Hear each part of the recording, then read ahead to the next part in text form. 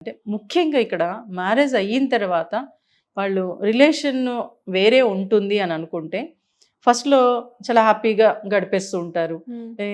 భార్య చెప్పింది భర్త వింటాడు, భర్త చెప్పింది భార్య వింటాడు.